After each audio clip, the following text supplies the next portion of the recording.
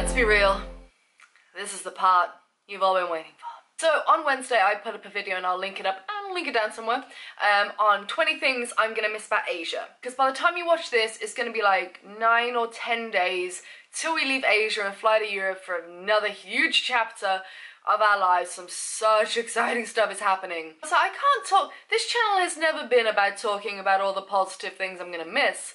What about the things I'm not gonna miss? Now, I've been living and traveling around Asia for the past year or so. So these are all kind of like minor things, but I thought I'd have to think of a few things that I would not miss when we leave Asia. Number one is public toilets. Now, you definitely get used to public toilets, and that is definitely like, I really want to do a video on how Asia has like changed me.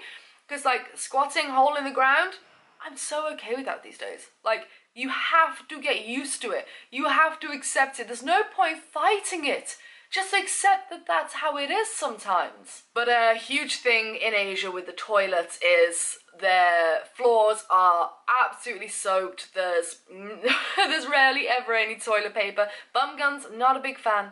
Not a big fan. It's always scary. Like, I can do holes in the ground and I can do really disgusting toilets, but I'm really praying my bowels don't need to do anything when I'm out in public. Because no, the bum guns I've used, I don't like. So many people go on and say they like them. I'm not a fan. I can't say I'm keen. I mean, I know it's a necessity, but not keen. Okay, actually, screw public toilets. I'm so used to the public toilets and how they are in Asia.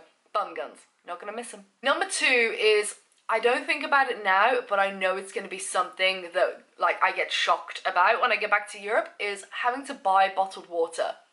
Like, we go to the refill machines, or like reverse osmosis machines. You find them everywhere. It's like $1 a litre, so super cheap, and you just refill your bottles of water and bring them back to your place you're staying at. But if you don't have one of those one machines close to you, and we want to do like big 6-litre bottles, we drink a lot and we don't want to have to go out every single day. It's just having, like in this heat, having to go, and then poor Scott, like, he like takes the bulk of them, and he's like huddling back home, and I'm taking mine, and not being able to drink from the tap. I don't know, you just forget how damn lucky you are and how damn convenient that is. I'm here saying like, oh, I don't want to walk all the way down the road to get water, when you think of all the people around the world who walk miles to get water. So this is not me a bitch and complaining about, you know, there's no problems. Calm down, commenters. I know you're down there already. But yeah, I already know that's going to be something I think about a lot when I go back to Europe. Just being able to turn on the tap and know I'm not going to get ill from the water. That's an incredible thing, and we should never take advantage of that or be ungrateful for that. Talking of bottled things, number three has to be that a bottle of wine will cost you your firstborn child in Asia. Number four, again, this can happen all over the world, but scam central. It's not everywhere. I'm not calling the whole of Asia scam central, but there are certain parts of Asia and just the world, I know that it's just so, it's like you have to brace yourself every time, and after a year you get so used to it, you know what to look out for. But it just reminds of when we first got to Asia, we were first exploring different countries like Indonesia and the Philippines, and it's like, is this a scam, is this not? Like, we're really cool with it now, we're just like, no thanks, or meow cat in Thailand. But sometimes, you know, when you get off a flight and you've been on a flight for like 12 hours or something, you get off and you just see all the unofficial taxi drivers like hawks waiting to leap on you like you're a little mouse, and you're like, I don't want this.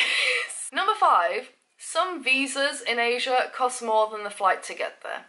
And I'm talking like Air Asia flights. If you bounce from, say, Thailand to Vietnam, you can find a stupidly cheap flight, and then you arrive and you pay way more for your visa. Also, number six, I've talked about this, getting back into the EU for a while and exploring some of Europe again. It'll be nice not having to have a visa for now. If you're watching this in like 2-3 years, we'll see how that goes. But for now, not gonna miss always having to have a visa and like think about dates and everything. Like, okay, when are we gonna move on? When are we gonna do a visa run? Do we want to come back? Where else are we gonna go? Do we have to apply for a visa?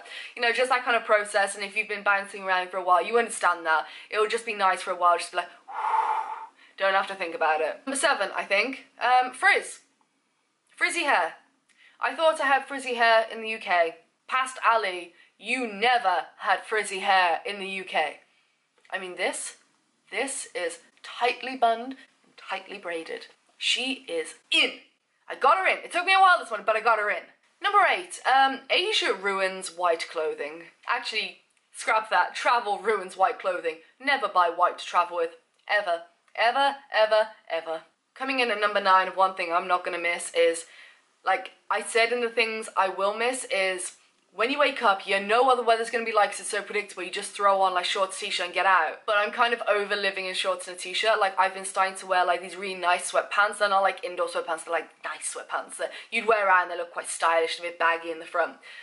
And it's killing me, but I really want to wear trousers again or longer like skirts, like thicker skirts or like a long sleeve top. Like, okay, I love the sun and I love that I don't have to think about what I throw on my body in the morning because it's going to get sweaty and disgusting anyway. But I kind of miss wearing other clothes and having a bit more of a varied wardrobe, so that's going to be nice to go back to. Number 10, sweating all the time. You will literally live covered in sweat in Asia. And you do get used to it. Some people don't. I have gotten very used to just sweating all the time. It doesn't matter. You're sweating somewhere at some level. You are wet. Your body is wet. And I have got used to it, but I think, again, it's going to be another thing when I get to a different country. It's going to be like, oh my God, I can breathe. And look, my t-shirt isn't even dry and I'm sat inside in this aircon. Went to the balcony for 30 seconds. I'm like...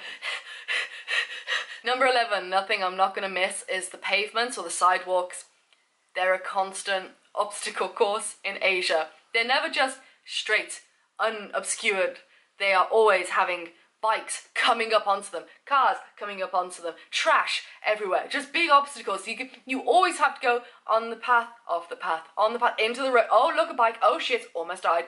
It's just one of those, you're like, you can't just walk down the street. No, you've got to go into the road, risk getting hit by something, avoid the food car, avoid that motorbike coming behind you because they're coming at high speed and bitch, you better move out of the way.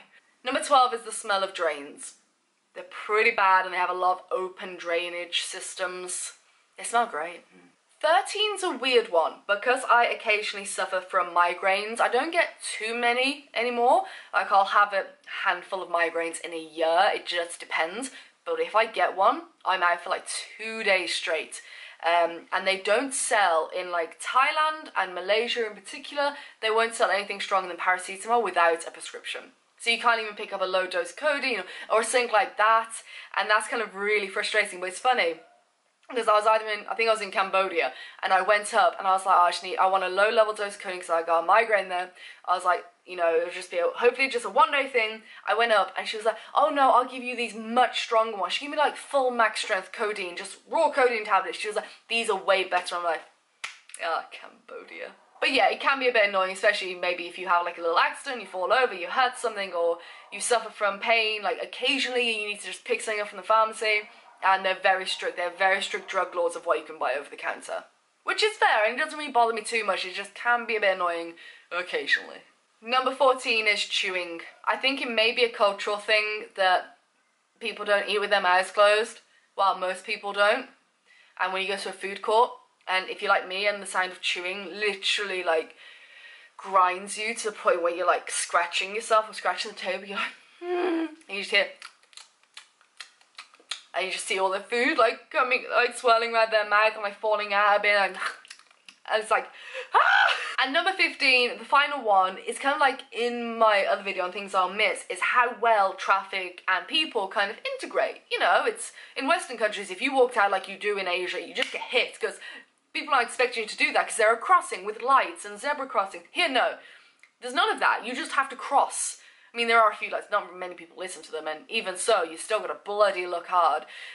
You just cross here. And sometimes that can get super stressful that there's no light. I just want a light that I know the traffic's going to stop at so I can cross this huge road. So that's one thing I probably won't miss. So there you go, that was a bit of fun. There's going to be some people in the comments, there's going to be trolls on this video, and I can't wait to meet you. Leave your comments down below. Tell me I'm a basic bitch from a first world country that needs to get back to her pretty prancy ways.